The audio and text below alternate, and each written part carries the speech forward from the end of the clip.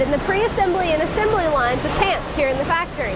It's been a recent development. It started back in October, November of last year, and a lot's changed since I worked here last summer.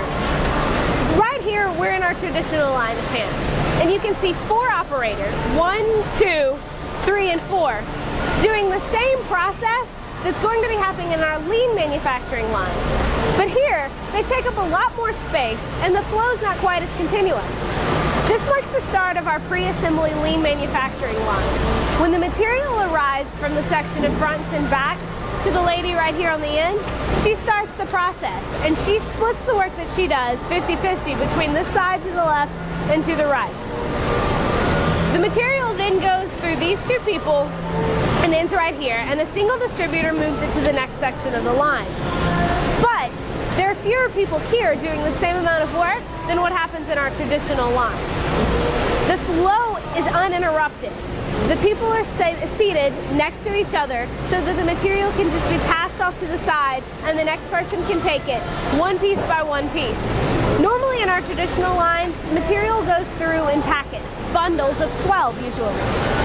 Here, everything is done on a per piece basis for continuous flow. Here in the traditional line, we have an extra operator whose job is to mark the pants where the pockets are supposed to go. That staff has been eliminated in lean line, where this operator does the marking himself before he sews, and it goes on through the process. This is Hugo Samudio, our engineer of the pants line. He's been the main one implementing our lean modules out there in the line. So he's got a few things to say for us about continuous improvement. Ok, a lo largo de estos meses hemos trabajado en la implementación de manufactura esbelta en la línea de pantalones y hemos logrado buenos resultados. Estamos trabajando porque es necesario invertir dinero para lograr resultados, pero esperamos que en un corto tiempo tengamos una eficiencia mucho mejor y mucha más cantidad de producción. Even though the lean lines are still new, the numbers have shown us that it can work. Engineers have analyzed the capacity of our operators to get it done, and it's shown us that the same amount of work can be done in 5 hours in the lean line that it takes 3 days to do in the traditional line. That's impressive, and it means a lot more income and revenue for our factory. We get paid based on the number of minutes we produce. So the more pants we produce, the more throughput, the more we earn.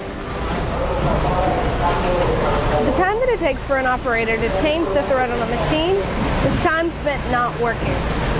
In our lean manufacturing process, it occurred to engineers that changing the color of the thread was no longer necessary on parts of the pants that stay inside and are never seen.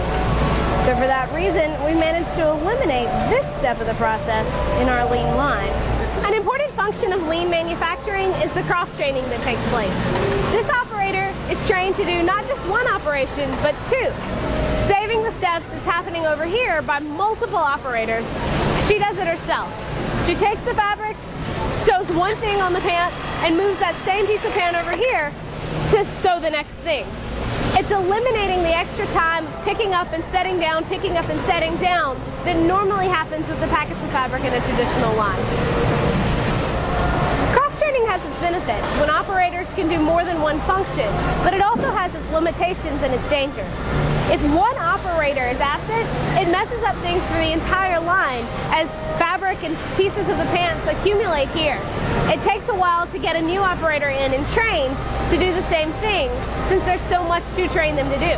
Right here we've got 3 different machines, normally operated by 3 operators, but with one person absent, we're missing out on a lot of work. Venir todos los días, echarle ganas a tu trabajo, ser mejor cada día. Es trabajar con su cabeza.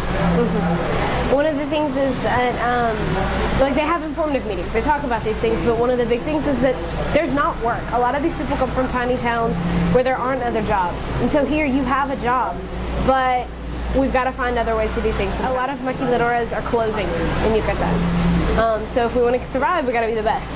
And this is one way to do it. So they've got to be willing to want to learn and want to change. The layout in the lean areas are a lot more succinct. The material goes from person to person and a lot less space is utilized on the floor. But one small problem that they've encountered with this is that the tall orders for Americans and Germans, and I mean that literally, are are creating problems because they don't have enough workspace to spread the material out for the long pants that Americans order. A goal for the future with the lean lines is to replace traditional production in the pants area and instead have 3 separate lean lines that can eventually specialize. That way we can have several different styles going on through production at a time and not have to continually change machines in and out as our styles and our orders change.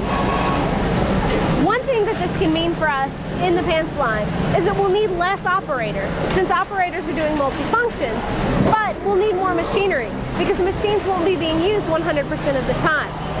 One operator that's using 2 machines, each of her machines is only going to be utilized 50% of the day. So we need twice the machinery just for that. But because we've got less operators working in pants, that means we've got more operators that we can devote to shirts, knits, outerwear, or fleece.